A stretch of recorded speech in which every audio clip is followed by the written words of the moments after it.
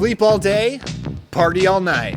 Never grow old, never die. In the 1980s, it was cool to be a vampire, and that's why today we're talking about the top 15 vampire films of the 80s. It's gonna be heavy, but we're gonna do it. For real. Hey, what's going on, my friends? Welcome again to the Cobwebs channel. My name is Daniel, and today we are continuing with the vampire movie ranking series that we've got going on the channel right now. In the 80s, this was a fun list to put together because while this is definitely a much less prolific decade for the genre than the 70s was, it did give us some of the biggest heavy hitters this genre ever did, and also just a lot of fun, goofy movies that I'm excited to talk to you about. So let's kick this off at number 15 with a return to Salem's Lot from 1987. Joe Weber is an anthropologist who takes his troubled and estranged son to start a new life in the New England town of Salem's Lot, unaware that it is populated by vampires.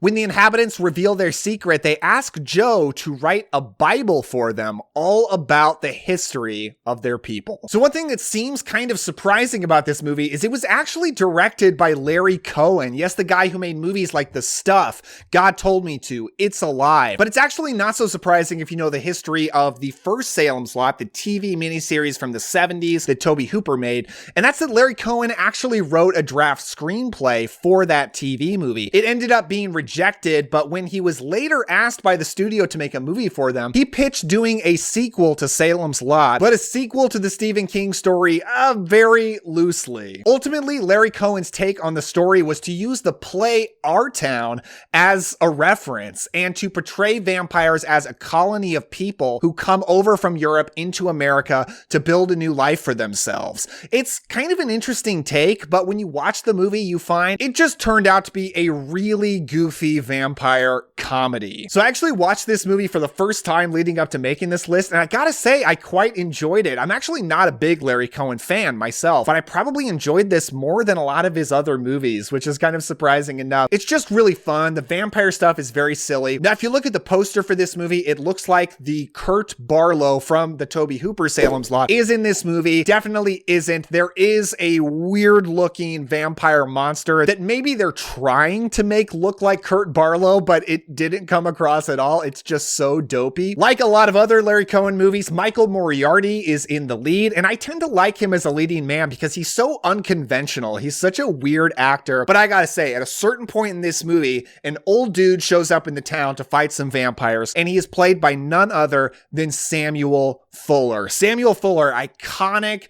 writer and director from classic Hollywood, made movies like Pickup on South Street, but I'm not used to seeing him as an actor, and he just rolls into this movie to save it. This grouchy old man who's just killing vampires left and right.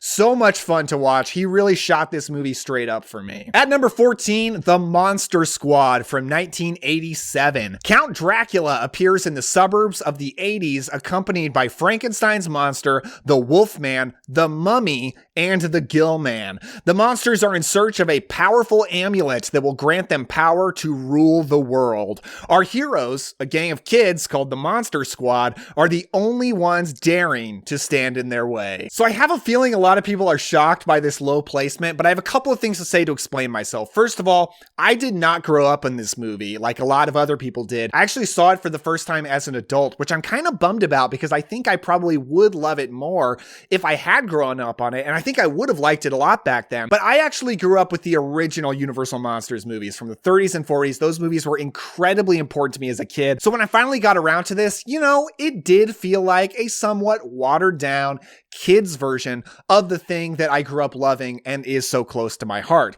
That being said, that's not necessarily a criticism on the movie because I do really enjoy it as a kid's version of the monsters. But the biggest reason that this is so low on the list is this is a monster mashup movie with a lot of different monsters, and I actually think the vampire, Count Dracula, is the weak link. He's played by Duncan Redker, and I know he has his fans. I'm just not one of them.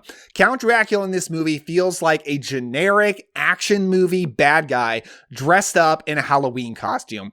There's not really anything monstrous, otherworldly, alluring, charismatic about him. All these things that I want Count Dracula to be. He really just feels like kind of a jerk who goes around being mean. And I just need more than that from Dracula. All the other versions of the monsters I love, especially Tom Noonan as the Frankenstein's monster. And I actually think Dracula's brides are much creepier than he is. Quality-wise, just based on the movie alone, I think it might actually be higher because I am a big fan of the movie.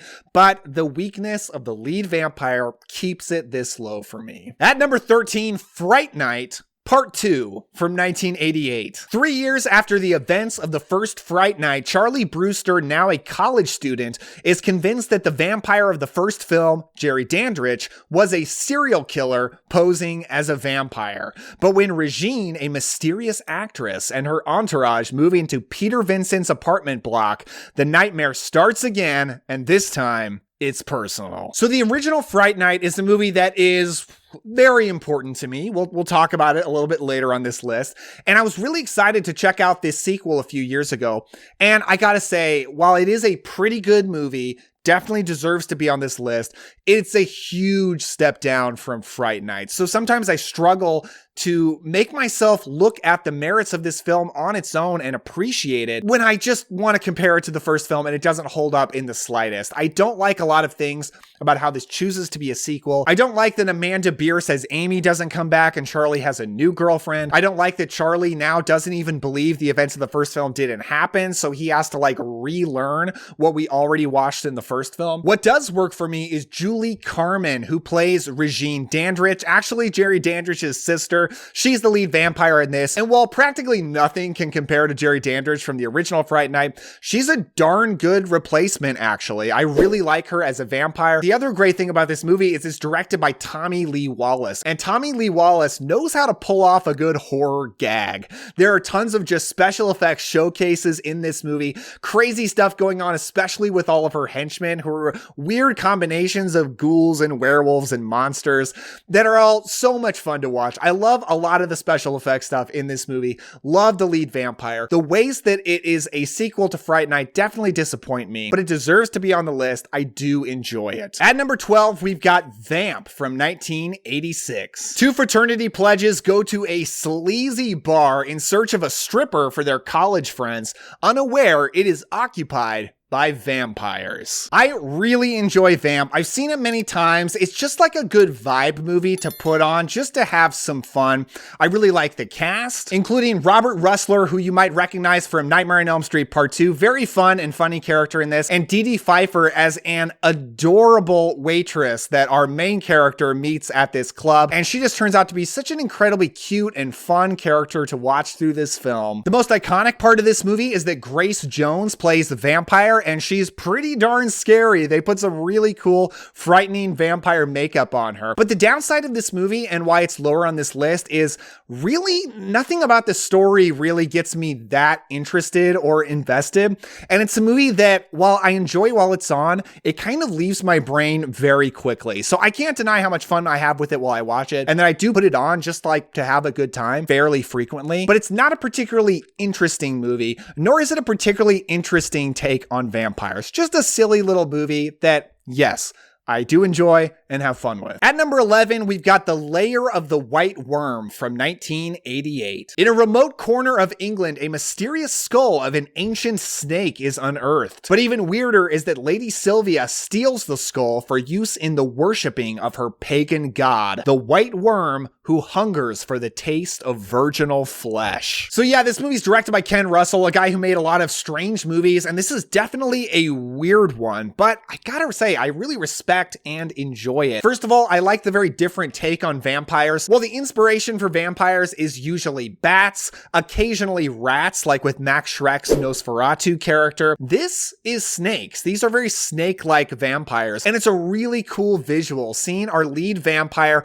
with her very venomous snake-like teeth coming out. It's just a different look for a vampire, including the blue skin. Very, very cool, very original. I love Amanda Donoghue as the lead vampire. Again, much like in Fright Night 2, too, she's just very creepy, alluring. You completely understand why someone would get drawn in on by her, but then get very scared of her at the same time. I like all the very folk horror, pagan worship, pagan god kind of lore that they build into this thing with this ancient worm that she worships. And I really like our cast of characters, including a young Peter Capaldi and Hugh Grant. Hugh Grant is actually one of my favorite actors of all time. I just love him in pretty much anything. So it's great to see him so young in an 80s horror movie and doing a fantastic job. Cracking into the top 10, we've got Once Bitten from 1985. High schooler Mark wants to lose his virginity, but his girlfriend wants to wait. Unfortunately for both of them, a 400-year-old vampire countess needs to turn a virgin into a vampire before Halloween in order to preserve her own youthful appearance. And when she finds Mark, she turns his life upside down. A very silly vampire horror comedy, but one that I really enjoy and I always have so much fun revisiting. This is a very early movie from Jim Carrey. Jim Carrey is actually the lead character in this. Very easy to see why he would become such a big star. I think he really pops in this film. And at its core, this is a very typical 80s high school comedy about a kid wanting to lose his virginity. He's got a girlfriend, but she's not really ready for that. And he's got some sleazy friends that are dragging him down some bad paths. It's a very standard 80s teen sex comedy kind of a plot. But when he runs into a vampire, that's when things get really crazy and much more horror-like. This vampire is played by Lauren Hutton. Really enjoy her in this movie. I don't think she's great, not one of like the great all-time vampires, but definitely is a solid vampire for a movie like this. But I think that everything that needs to work about this movie works. I do think it's pretty funny. I think it works as a teen sex comedy. I think it works as a vampire movie. The vampire stuff is played very traditional, which I like. I think the romance is actually pretty sweet, and I do care about them, much because of Karen Coppins, who plays his girlfriend. Definitely not a star, didn't go on to fame and fortune quite like Jim Carrey did, but I think she's so cute and adorable in this movie, and watching it, I just feel like I have such a crush on her, and it does make me care about her and Mark just making this thing work, even though he's getting turned into a vampire. Okay, at number 9, are you guys ready to get weird? Let's talk about Vampire's Kiss from 1988. A publishing executive is visited and bitten by a vampire and starts exhibiting erratic behavior. He pushes his secretary to extremes as he comes to terms with his affliction. This vampire continues to visit and drink his blood as his madness deepens. It begins to become questionable if some of the events are hallucinations or not. Okay, for people that like to watch videos on YouTube that make fun of bad movies, that like to show clips of performances and moments from movies that seem insane, Vampire's Kiss is very popular. It's a very popular, quote, bad movie, as people like to see these Nicolas Cage clips of him screaming and yelling, having the most bizarre voices as he does in this film. Everybody knows the ABC scene. I never misspelled anything! Not once, not one time! But I am here to tell you, this movie is good. This is not a bad movie to be made fun of. This is American Psycho before American Psycho. Yes, Nicolas Cage is the lead in this publishing executive. Already a really weird, eccentric guy. Just the traditional 80s yuppie in every way. Total Patrick Bateman type. But as he is visited by this vampire, played by Jennifer Beals, more on her later, he portrays a man going through an extreme nervous breakdown, possibly caused by vampirism, possibly not, fantastically. Like, I'm not going to say this performance should win any Oscars or something, but it goes for it in every conceivable way. Every moment he's on screen, it's on fire. Just a bizarre, unhinged performance like nothing you've ever seen in your life. And if we watch this movie as a vampire movie, I think it's pretty fantastic because Jennifer Beals is awesome as the vampire in this. So sexy, but frightening. Looks amazing with the vampire teeth out. By the way, in the 80s, Jennifer Beals was both a vampire and a bride of Frankenstein, so you've got to give her respect. Love her in this. There's a scene where he does go to a nightclub, seduce a woman, sort of at least, and bite her and drink her blood, and it's disgusting and terrifying because it's played very realistically of what that would actually be like. What's also disturbing in this movie is everything between him and his secretary. Genuinely terrifying. He treats her horrifically, But the most disturbing part of it is a scene where he goes into the conference room with all of the other executives, all men, and they all just kind of laugh off his behavior towards his secretary. Boys will be boys, am I right? And it's the most disturbing scene in any movie on this entire list. At number 8 is Sundown, The Vampire in Retreat from 1989. This movie is about a reclusive community of vampires that lounge around in a lonely American town of their own. They wear sun cream to protect themselves from the sun and have a blood factory where they make blood so they don't go out and hurt anybody. But one day, a descendant of Van Helsing arrives to turn their peaceful existence upside down. So Sundown is from director Anthony Hickok, so you might know from movies like Hellraiser 3 and Waxwork. He makes a lot of just really fun movies around this time period, and Sundown, man, is a movie that I just have an absolute blast with. It is a wild mix of characters, subplots, tones. There's so much going on here. For one thing, it's basically a vampire western, not like in old times, but it takes place out in a desert kind of western town. It's got an amazing 80s B-movie cast of people like John Carradine, who's the lead vampire of this town, and Bruce Campbell, who is the Van Helsing character of the film. And when I went into this movie, I was expecting Bruce Campbell to be a cameo because I hadn't heard about this movie as a Bruce Campbell movie, and he cameos in so many different movies. That's just what I expected. No. Like, he's one of the main characters. He's in this a lot. So this really should get talked about more as one of the Bruce Campbell movies. But it's also got M. Emmett Walsh and Deborah Foreman. Deborah Foreman, one of my favorite actresses of the 80s from like Valley Girl and also Waxwork. So many people that you just love in this movie. So many characters, so much going on. And it's just a movie that will never, ever bore you. I first checked it out on this Vester on Blu-ray. I just had such a blast with it. It's even got like half bat, half man vampire monsters in here. So much to love. If you haven't seen Sundown, I just can't recommend it enough. At number 7, another movie that I just checked out for the first time. This is Mr. Vampire from 1985. The planned reburial of a village elder goes airway as the corpse resurrects into a hopping, bloodthirsty vampire threatening mankind. Therefore, a Taoist priest and his 2 disciples attempt to stop the terror. So I'm not very knowledgeable about Hong Kong movies. I haven't seen a lot, but I've started to get more into it lately, and I'm really enjoying it. Now, Mr. Vampire is based on the Chinese vampire legend of Zhang-Chi, which are hopping vampires. That's literally what they are. They're vampires that hop around with their arms outstretched, drink blood, or sometimes just suck the life force out of you, I believe. Almost everything about the rules around them is different than vampires of our culture. So it was really interesting to check out Mr. Vampire and not really know, like, how do you kill a vampire? And they were constantly bringing out all these different methods of vampire weaknesses, and I didn't recognize any of them, and it was a very interesting experience. I understand Mr. Vampire spawned a lot of sequels. I actually really want to check them out now because this movie was so much fun. So not only is it a good vampire movie in that the vampire stuff is really cool, the vampire looks awesome, I thought, but it's full of martial arts fighting and the action scenes are so great. And the vampire stuff isn't even my favorite horror content of the movie. There's also a ghost woman in here. I don't know if this movie really needs a ghost in addition to having a vampire, but it does. And one of our characters actually has a romance with that ghost. And I loved that whole subplot. That was actually really great. There's one comedy relief character in this I really didn't care for at all. Didn't think he was funny, but everything else about the movie I loved. Incredibly fun, great action, great horror.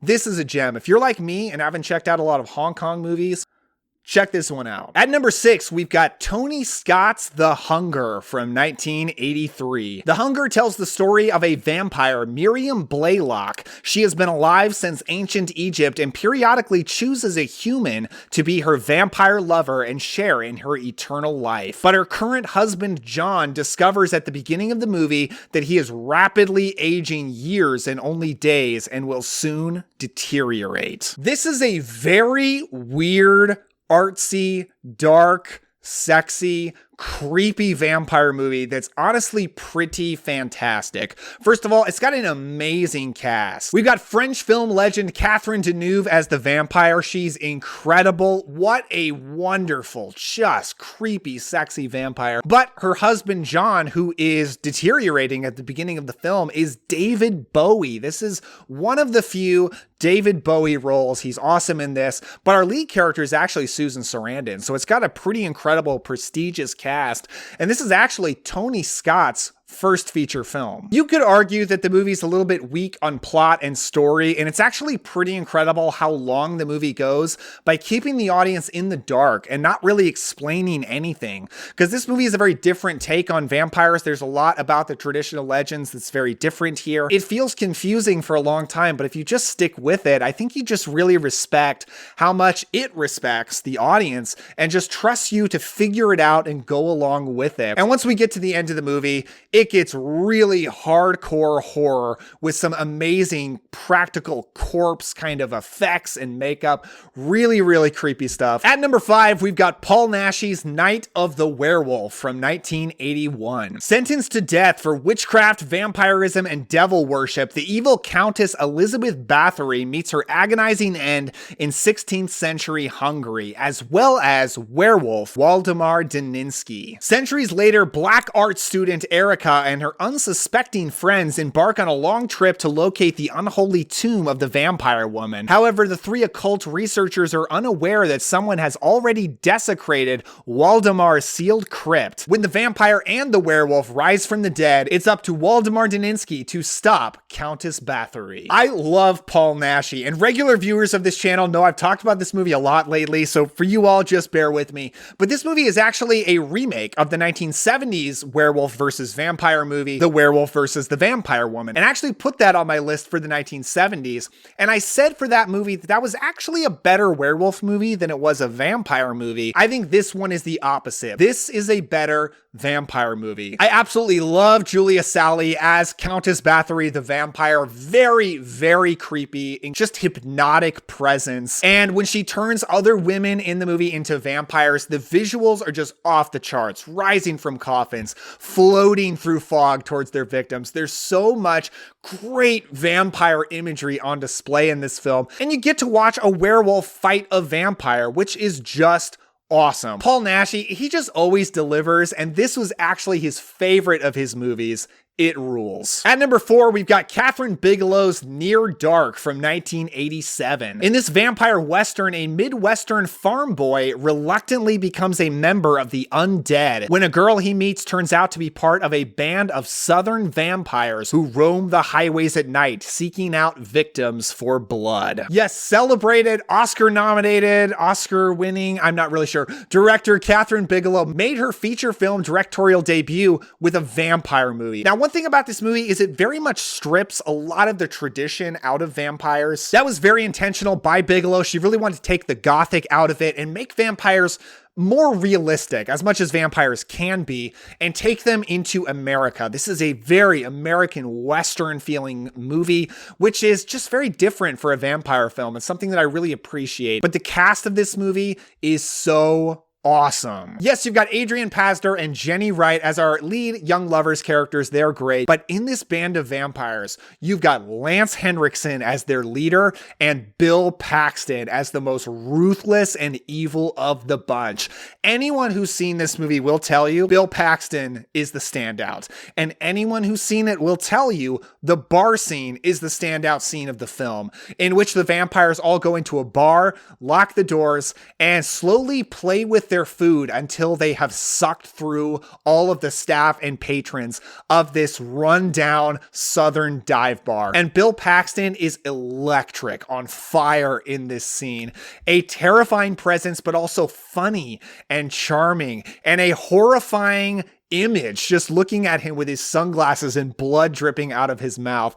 This is a brutal, violent vampire movie, but one that really goes for the heart as well, and mostly pretty much gets there. My one biggest complaint with the movie, though, is I don't love the ending. It feels a little unrealistic, and like the movie hasn't really been building there. And I think going out of their way to give us a more happy ending, I kind of would have appreciated if this movie went for it in terms of being a movie about a young man being accepted into a group of vampires and becoming one of their own. I guess what I'm saying is I wish Near Dark had gone full dark. Thank you.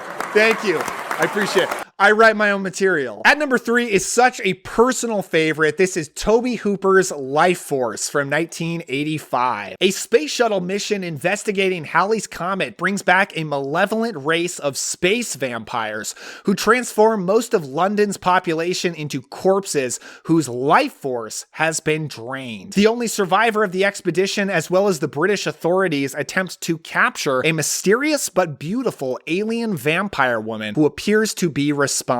A lot of people talk about Life Force as just one of the most bonkers, weird, crazy movies of the 80s. It's famously one of the movies that absolutely bankrupted Cannon Studios. Cannon, a great B-movie studio in the 80s, made a deal with the director of the Texas Chainsaw Massacre, Tobe Hooper, to make 3 movies with him. This movie ended up being so expensive, more expensive than Star Trek II: The Wrath of Khan, more expensive than Star Wars, and it was not successful because it's a weird, bonkers movie. How on earth could they think it would be that successful? So a lot of people know that, but what a lot of people don't talk about is that this is actually Tobe Hooper's tribute to Hammer. When he talks about making this movie, he said he thought this was his opportunity to make a Hammer film. And when you watch that with that lens, it makes the movie that much cooler because in so many ways, it does feel like a Hammer film. You've got a lot of fairly stuffy British characters, very just intelligently, calmly discussing the horrific Gothic events that are going on. But as Hammer vampire films were very sexually charged for their time, Life Force is that too, because you've got Matilda May walking around with not a lot of clothes on in this movie as our lead space vampire. A pretty great vampire, honestly. And I really appreciate that this is another movie, like a lot of movies we talked about on this list, with a very unique take on vampires. Space alien vampires that drain life instead of just draining blood. Great practical effects in this movie, so much fun. Now that we've come to number 2, I've just got to say, you're eating worms, David.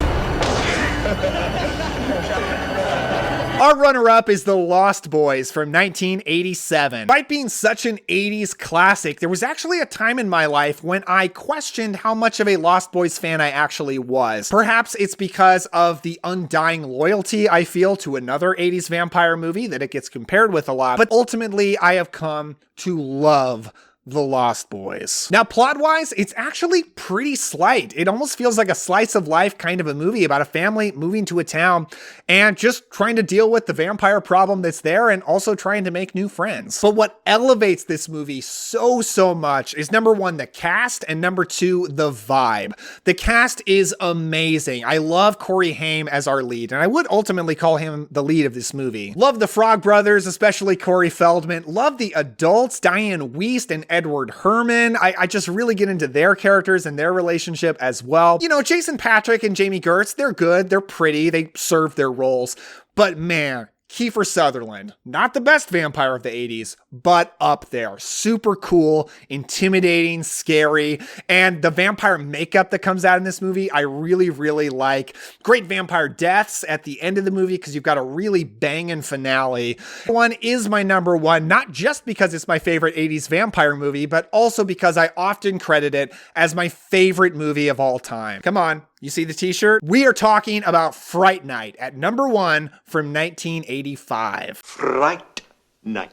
Nobody believes teenager Charlie Brewster when he discovers that his suave new neighbor, Jerry Dandridge, is a vampire. So when the bloodsucker starts stalking Charlie, he turns to has-been actor Peter Vincent, famed for portraying a cinematic vampire hunter. Unfortunately for the would-be vampire slayers, Dandridge has set his sights on Charlie's girlfriend. Okay, how can I describe just how passionately I love Fright Night? Well, Fright Night really compares 3 things that I love. Number 1, it's an 80s teen movie. I love 80s 80s teen movies, and this one stacks up with the best of them just on the basis of the characters, the 80s feel, the soundtrack. My God, the soundtrack. It just checks all those boxes for me. Good 80s high school movie. But then also it's an 80s monster movie, and the monster effects are some of my favorites of all time. I think the best practical monster effects of the 80s is John Carpenter's The Thing. But at number 2, I think I would put Fright Night. I love it. The wolf transformation, the way that Jerry Dandridge's face changes, the death of the ghoul, as director Tom Holland calls him. There's so many incredible special effects showcases.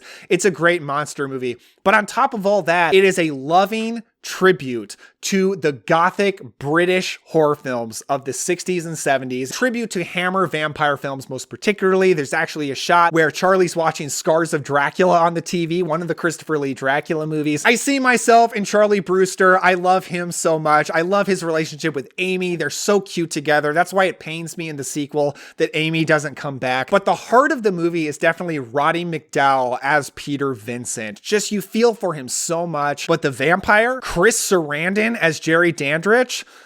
I mean, Dracula is ultimately my favorite character of all time, but Jerry Dandridge has a real run at my favorite movie vampire. Incredible. Charisma off the charts. His dance scene in the club, unbelievable. This dude rules. A ruthless vampire, insanely cool, always dressed the best, always eating fruit. One of my favorite characters of all time. Fright Night is my number 1 vampire film of the 80s. That's my list, folks, but I want to know yours. Let me know down in the comments below. And if you did enjoy this, check out this playlist right over here of the other vampire ranking videos that I've done. The one on the 90s will be coming very soon. So definitely give a subscribe so you don't miss that, and give a like. I really would appreciate it. Thank you so much for watching. With all that said, don't forget to take some time to enjoy yourself and have some fun today, and I'll see you next time.